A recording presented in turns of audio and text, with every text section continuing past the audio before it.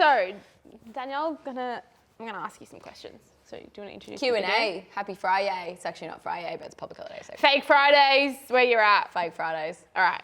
What has been your hardest mural and your most rewarding mural? The one that I did for AFL Women's at Casey Field. The scale of it, colorbond roofing, it's like the weather, it was like so hot and then it was cold and the wind, the pack up and set up and everything as well. So that was definitely my hardest. My most rewarding mural, I'm gonna say a memorial piece that I did for Rachel at her house. It was a Nelson lion.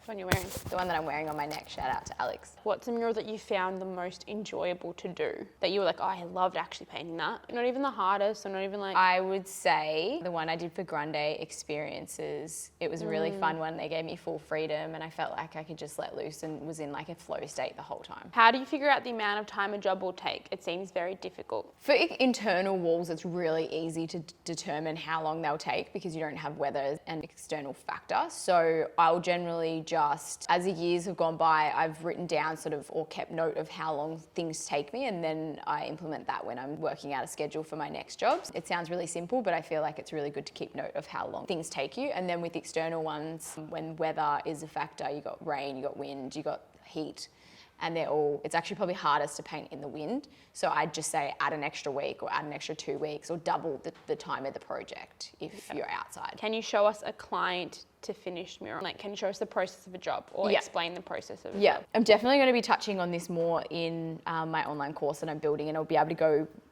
through these things in depth. Generally a client, depending if it's corporate or like a private home, they'll come to me with a brief and I'll either provide a mood board to see which direction they want to go in, and then once that's established, I then do a round of designs from whichever direction they've chosen.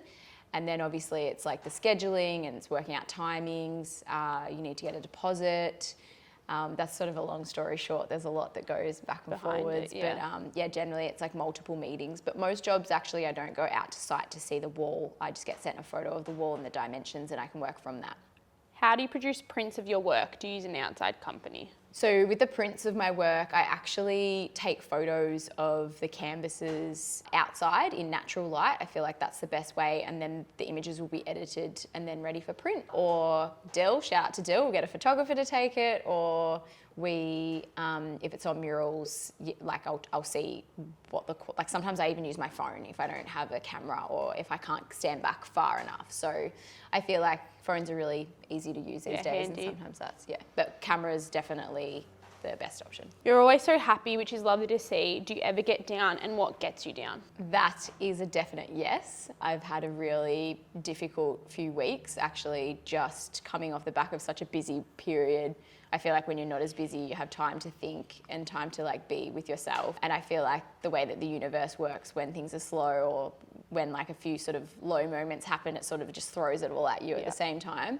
So I definitely do get down. I think people don't see that either. Not that we don't document it but like when you're going through it, you're just going through it. Yeah, you can vouch for it too because you see it. And people don't expect I cried last night and I cried this morning, so we'll put that down. Sorry. So I definitely get down. I think I get down when people disappoint me or when people do things that I wouldn't do. I think that's probably one of the biggest things that gets... Especially in like your business. Yeah. Like when it has to do with your business. When I get really disappointed and I get in this sort of real lull. And then I also get down when I feel like I'm not doing enough and feel like I'm not progressing, I think. I think the hustle is still very much real. I think people don't think it is, but you hustle. Yeah, it's like a daily hustle, and I think I get really down when you feel like you're not getting anywhere. I think that's normal too. And how do I deal with it? So my partner's really good for that. He's just like, just focus on yourself. When things around you, you can't like control things around you, or they're not going the way that you want them to go. So when I'm really busy, like I don't have much time for myself, and I'm sort of just like jumping from job to job, and it's like the days are like just tornadoes. It's absolutely wild. So I've just put my energy back into gym and eating well and like a bit of a social life as well. So making it work well. And also why you have more time to do that. Yeah. And like you're really big on being like, if something's not working or if something's not going there you want, like taking a step back and being like, what can I control? What are the things that I can do? When did you discover you were an artist? I think as a kid I knew that I loved like drawing and painting. So definitely from like 2 or 3 years old, it was something that I loved. I only really became comfortable with saying I'm an artist in the last few years. Is being an artist a real job? No, apparently not. What would your message be for young people starting out that wish to become an artist? How would you tell them to define themselves? I would say get comfortable and build the confidence in saying it and like looking people in the eyes with confidence from the get-go. Yep. And don't wait until someone else tells you that you're an artist or you're good enough to classify yourself as an artist, because I do believe that everyone is an artist in their own right. So I think the sooner you get confident with it, then it doesn't become a big thing.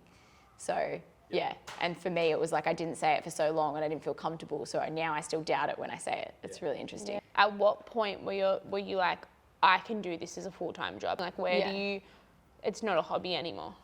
It wasn't a hobby anymore when the job started getting bigger and the responsibility and the pressure became real. I still love it, like it's a hobby, but it's like there's more pressure involved. And I think people forget, like, it's still a business. Yeah. This is still your income. If you don't paint, that's it. Yeah. And no one else can paint for you. No. What was the happiest day of your life or the happiest moment of your life so far? What about top 3? That's a really hard question. I think I'm really fortunate to have had a lot of like really happy moments. I think definitely getting this studio was one of the happiest moments of my life, because it was 10 years in the making. So I'm just gonna say that one, I reckon. Number 1? Yeah. Yeah, cool. When you're feeling burnout, what motivates you to be able to push through and keep going? I think the fact that like I know that I'll never ever give up motivates me. Like when you're like, I literally at the moment I feel like I'm like, oh my God, like how am I gonna keep like pushing? But I think the fact that I know that like that's just not an option just keeps me going. Yeah, true. So, but I'm also aware like that burnout is real, and I think I've learned now that it comes in different forms. You've got physical burnout, you've got mental burnout, and I think sometimes it shows in different ways. So to be aware of that as well. Yeah. Your go-to comfort meal? Go-to comfort meal, probably salad. I fucking love salad. She actually does. I'll choose another one. I'll say pasta, a big bowl of pasta. Yeah. Yeah. Standard. Something more relatable. Yeah, like Yeah, sorry, I'm gonna get so much hate. Fucking salad. Mind you, it takes like 3 years to make a salad. I love salad. What's Pasta. your favourite condiment? Favorite condiment? Lemon. I put lemon on everything. I wouldn't classify that as a condiment. It's not a condiment, but I'm trying to think like what else do I... At the moment we're obsessed. Rosella tomato sauce. Why Rosella? Because it just and tastes not Master different. Food? Does it really? No, yeah, it does. We've got to get some for this. We've actually been very obsessed with sesame. Oh Kewpie yeah, mayo. shit, I forgot about that. Yeah. Sesame Kewpie mayo. We've like put it on everything. Don't check the calories in that. There's a lot. Has anyone ever painted you? Yeah, I've had a few people paint me. Dina painted me. My cousins painted me.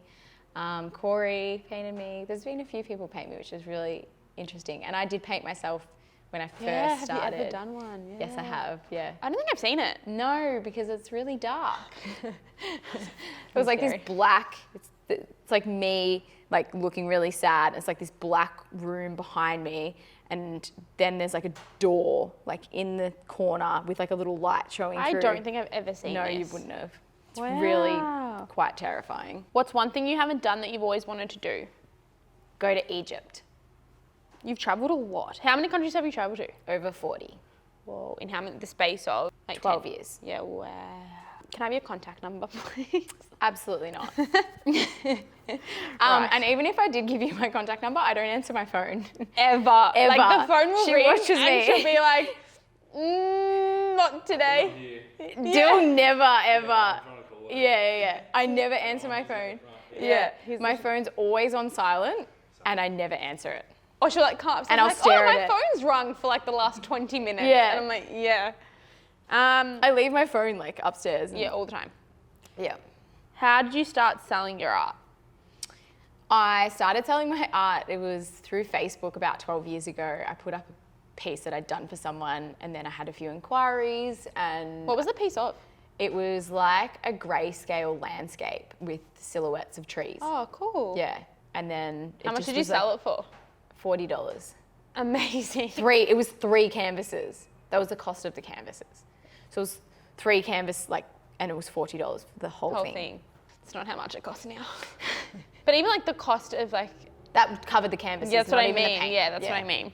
Artists you look to when you're feeling low? I tend to not look to other artists because I feel like when you're really flat, you feel more and more insignificant if you're watching what other people are doing and if they're winning or like if they're, it can really get you down.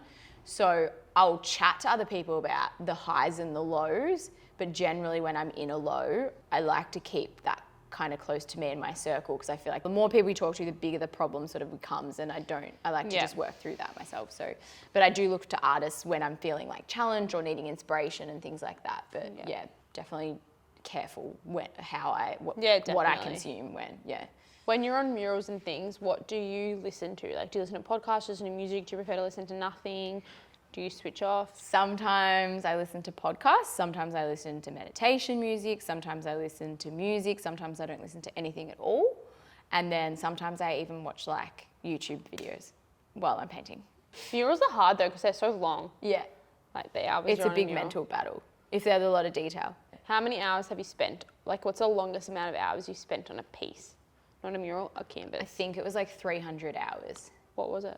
The tattoo guys. Oh, yeah. How do you go about when people question your worth, like when they come to you and you quote a job and then they question it, how do you deal with those things? You used to get really disheartened, but I think I've gotten to the stage where in my head I'm like, I don't have enough time to paint what I love to paint all the time. So if someone's not going to paint what I believe I'm worth, pay what I believe I'm worth, it's not even a question anymore. But I think you still need to approach it with kindness and just say, like, I understand, like, completely understand where you're coming from. I can refer you to other artists, and that's literally what I do. Yeah. Like, maybe they can do it, and maybe they can't. Yeah. What would you rather fight, one horse-sized duck or 100 duck-sized horses? One horse-sized duck. Why? It's a big freaking duck. It's huge. Yeah, I know. So like a horse would be like... I feel like that'd just be more like... fluffy? Fun.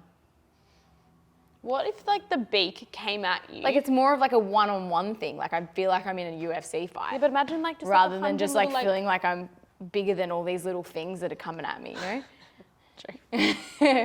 You're not that much bigger than... I don't want to be a bully. I feel like I'd be bullying all these little horse-sized... No, duck-sized horses. Yeah, but like imagine 100 little like trotting horses towards you. Like it'd be so easy, like boop, boop, boop. Yeah, I think I like a challenge. That's a clear example. I like a challenge. Bring on the horse-sized duck.